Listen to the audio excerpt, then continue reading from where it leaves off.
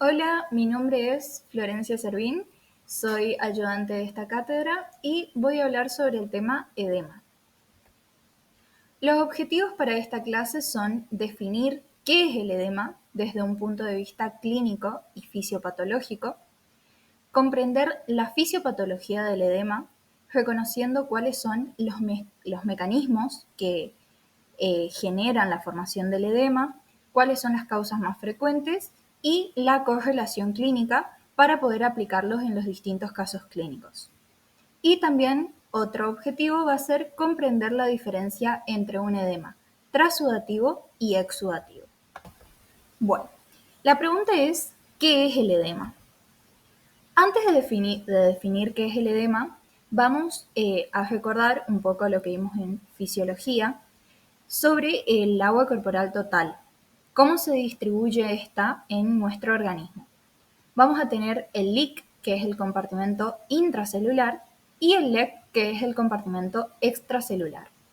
A su vez, el LEC se divide en un compartimento intravascular, en un compartimento intersticial y en un compartimento transcelular. Ahora sí, vamos a definir qué es el edema. Es el aumento del volumen del líquido intersticial.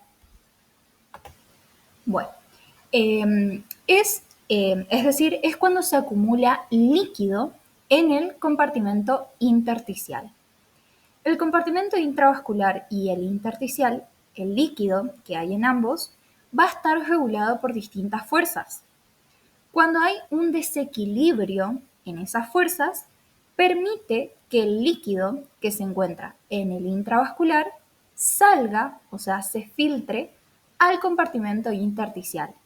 Allí se acumula y se termina formando el edema. Bueno, ahora tenemos la presentación clínica del edema, que lo vamos a reconocer, o sea, se va a manifestar a través del signo de Godet. El signo de Godet se genera presionando con nuestro dedo sobre la cara anterior de la tibia o sobre el tobillo.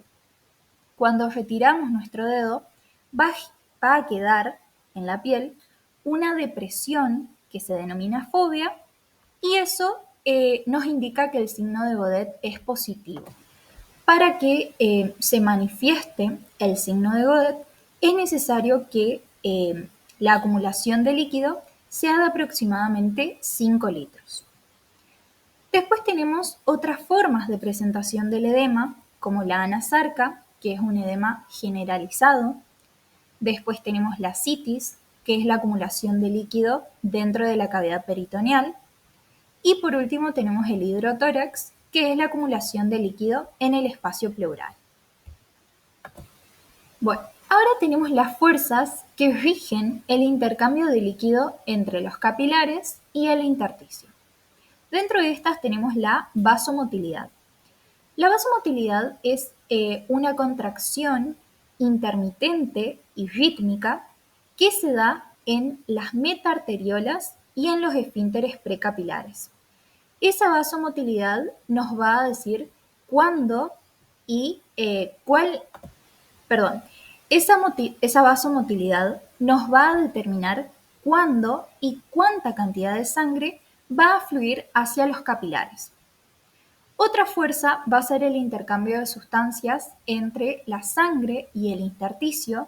Estas sustancias van a pasar del plasma al intersticio y viceversa a través de la difusión. También tenemos el intersticio y el líquido intersticial. El intersticio va a ser el espacio que se encuentra entre cada célula y el líquido que se acumula en ese espacio se va a denominar líquido intersticial. Ahora tenemos el control de volúmenes efectivos del plasma y el espacio intersticial. El movimiento del líquido desde los capilares hacia el intersticio va a estar regulado por las fuerzas de Starling. Estas fuerzas van a determinar si el líquido se filtra, es decir, pasa al intersticio, o se reabsorbe a los capilares.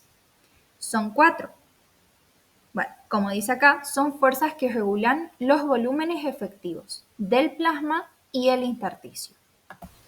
Bueno, Como ya dije, las fuerzas de Starling son 4.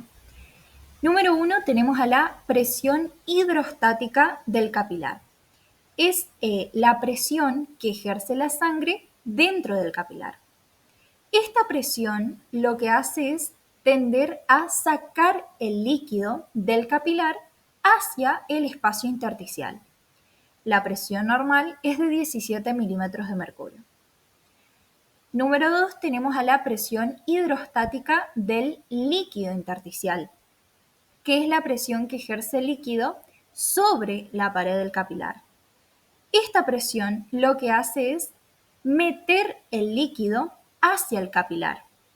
Pero como el valor normal es de menos 3 milímetros de mercurio, favorece a que el líquido que se encuentra en el capilar salga hacia el intersticio.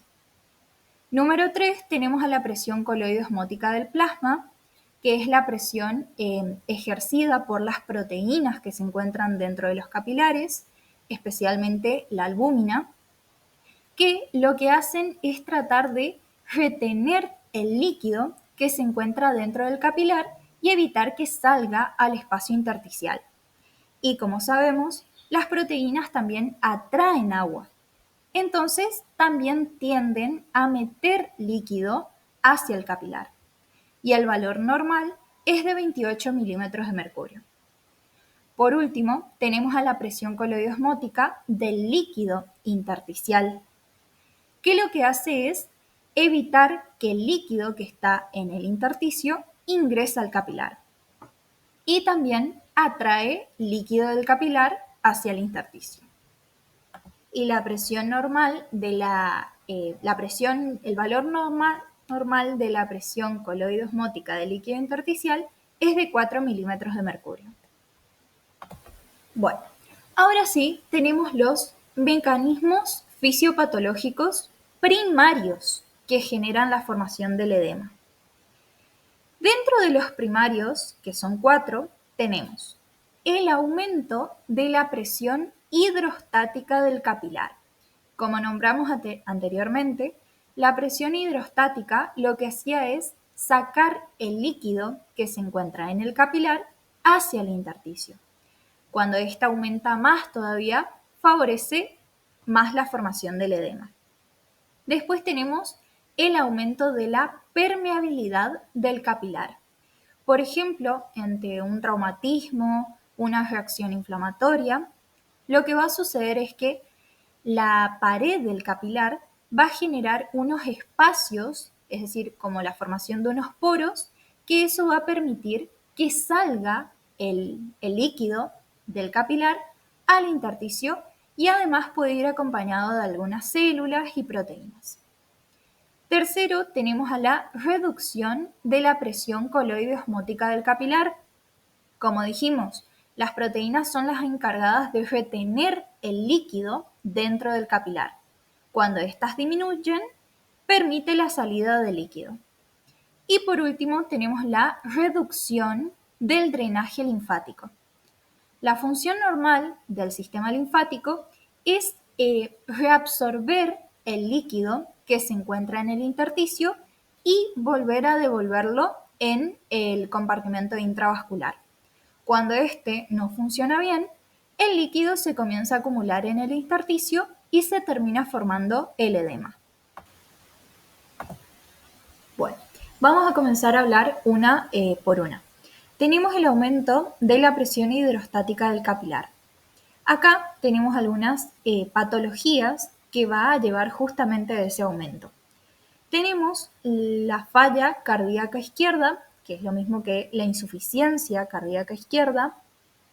Acá lo que pasa es que el ventrículo izquierdo no tiene la suficiente fuerza para poder expulsar la sangre hacia la aorta.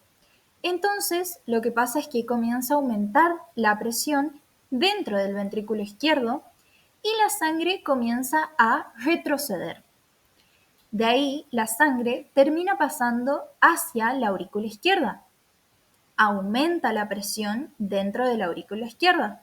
Y como no hay una válvula entre la aurícula y las venas pulmonares, la sangre pasa hacia las venas. aumenta la presión en las venas y vuelve toda la sangre hacia los capilares pulmonares.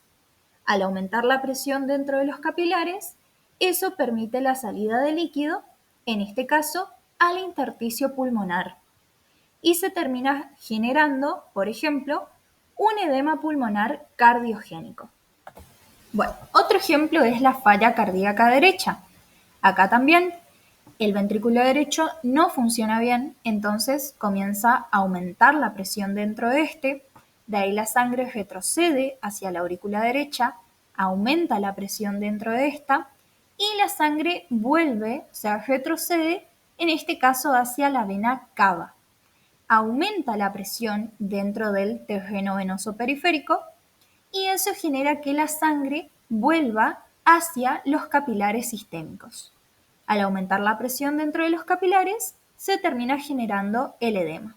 Y en este caso tenemos, por ejemplo, el edema periférico o una congestión hepática. Después tenemos la pericarditis constrictiva. Como ya sabemos, el pericardio es el tejido conectivo que está rodeando al corazón. Este presenta dos hojas, que son la hoja parietal y la hoja fibrosa. En la pericarditis lo que pasa es que estas hojas se inflaman y se adhieren.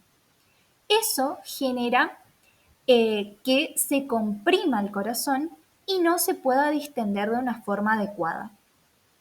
Ahí aumenta la presión intracardíaca, o sea, aumenta la presión dentro de las cavidades del corazón y afecta tanto al lado derecho como al lado izquierdo del corazón. Pero más que nada aumenta la presión en la vena cava. Y como ejemplo tenemos que se genera un edema periférico. Bueno, después también tenemos la obstrucción venosa. En alguna parte del cuerpo se obstruye una vena, ya sea por un émbolo, un trombo. Eso genera que aumente la presión venosa por debajo del sitio de obstrucción. Eso produce el aumento de la presión dentro de los capilares y se genera, por ejemplo, un edema localizado debajo de la obstrucción venosa. Y por último, tenemos el fallo renal primario.